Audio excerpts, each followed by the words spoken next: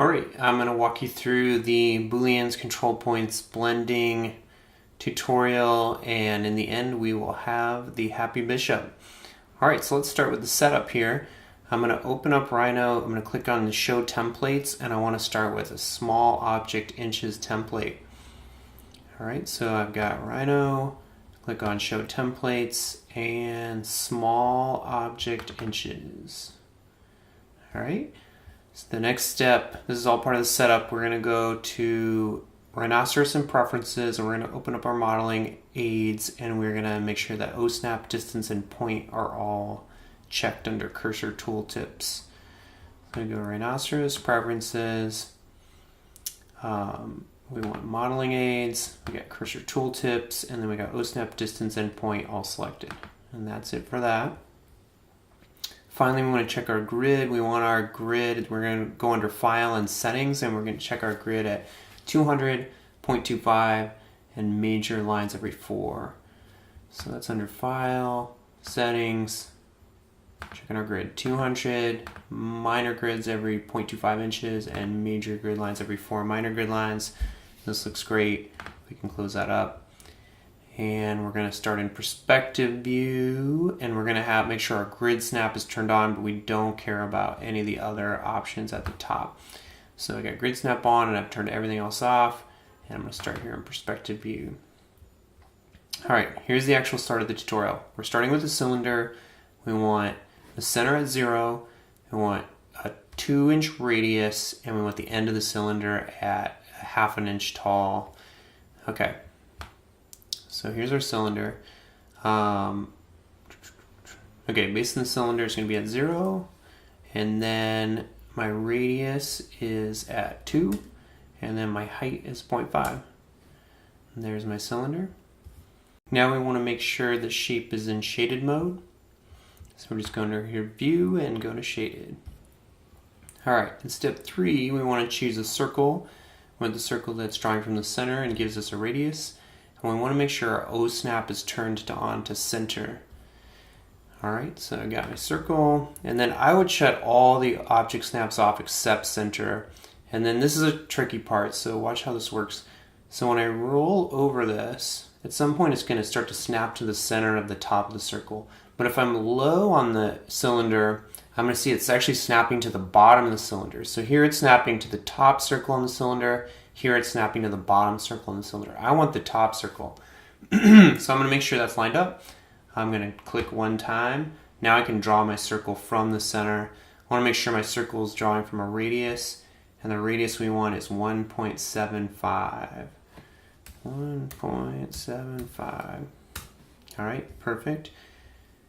Next up, we want to take that curve and make it into a surface by using the planar surface command.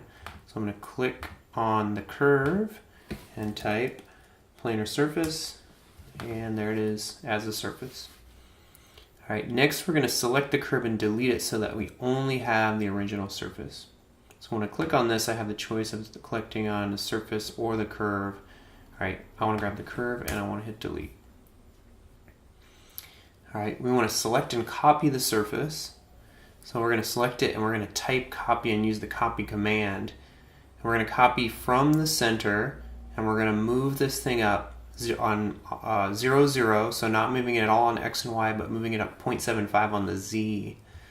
Okay, so the way this works is I'm going to type copy, and it's asking me what I'm going to copy. I want to copy the surface, and I'm going to hit enter. Point to copy from, so I want to copy from the center. So I'm going out towards the edge of the circle, click, and then I want to go up. Now it looks like it's going to go left and right, but I'm going to make it go up by typing in the coordinates. So it's 0, 0, 0.75, and hit enter. Alright, and then it's assuming I want to make another copy right away, which I don't, so I can just hit done. And so now I've got, here's my top and bottom surfaces. You can also hit escape, anything, both those keys would work to get out of that tool. Alright, next we're going to use the blend surface command. So we're going to select the surface touching the cylinder, then the surface floating above the cylinder, and then we're gonna do the blend surface. So we start by typing the command blend, and you can see it pops up here, blend surface. So I want to start with the bottom circle or the bottom surface and go to the top surface, and then hit enter. All right, so let's look at our settings. We want curvature on both surface 1 and surface 2, and then we're going to keep our adjustments right in the center. Okay, so I got curvature, keeping those in the center. If you want to see it, you can hit the preview button and we can see it in advance. Looks good. I'm going to click OK. All right, and then what we want to do is we want to copy that top surface again.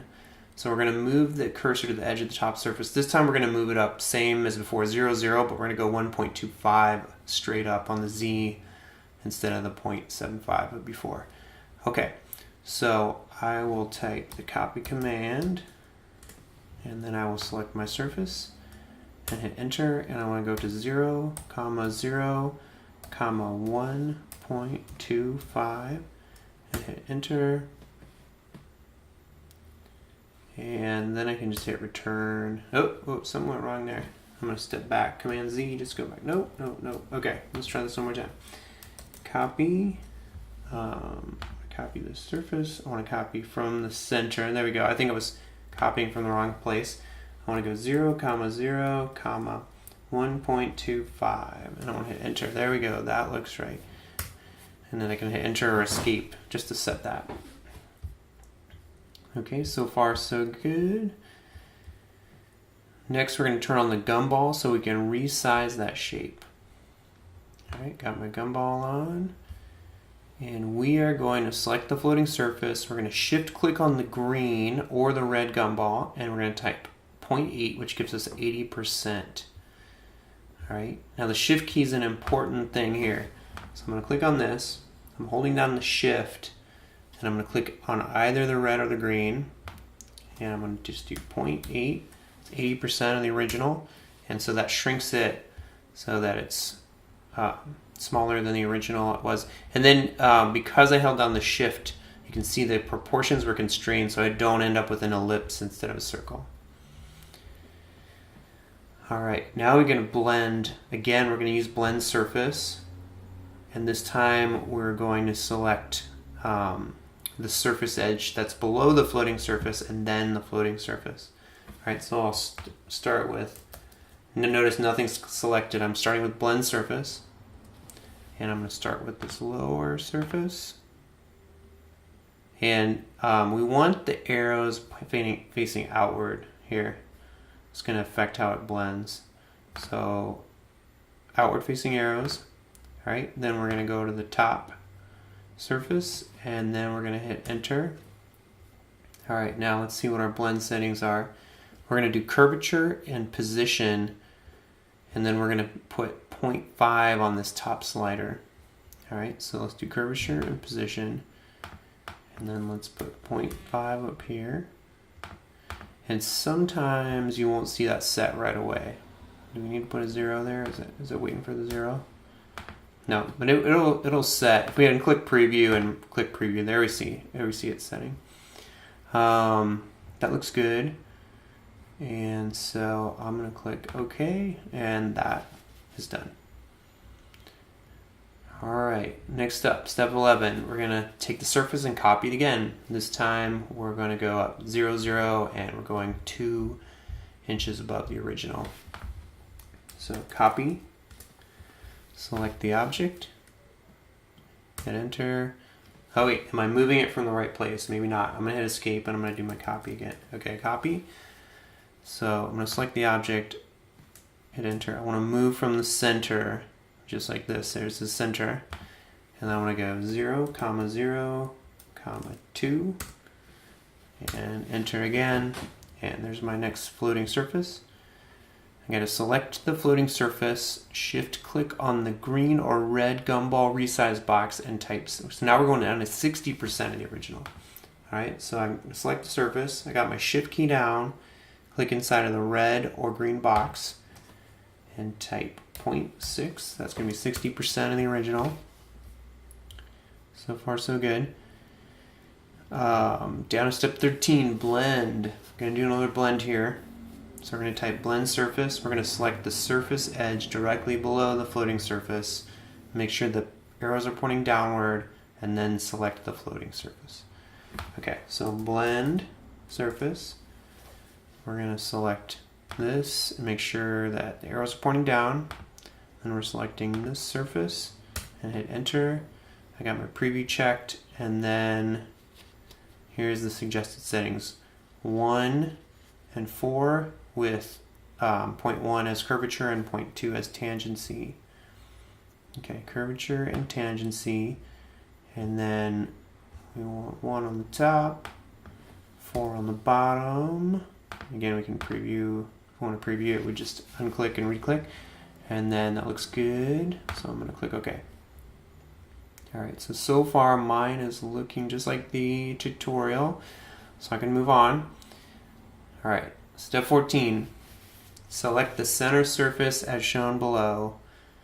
Option click on the blue gumball arrow and type 3 to create a copy of the top surface. Okay, so here's my gumball. I'm going to push the option key on the keyboard. I'm going to click on the blue arrow and I'm going to type 3. Right, now it's off the screen, so I'm going to use this magnifying glass to get everything on the screen. So what it did is it just copied that surface and moved it 3 inches above the original. I'll just repeat that one more time. Hold down the option, click on this arrow, type 3, and there we go.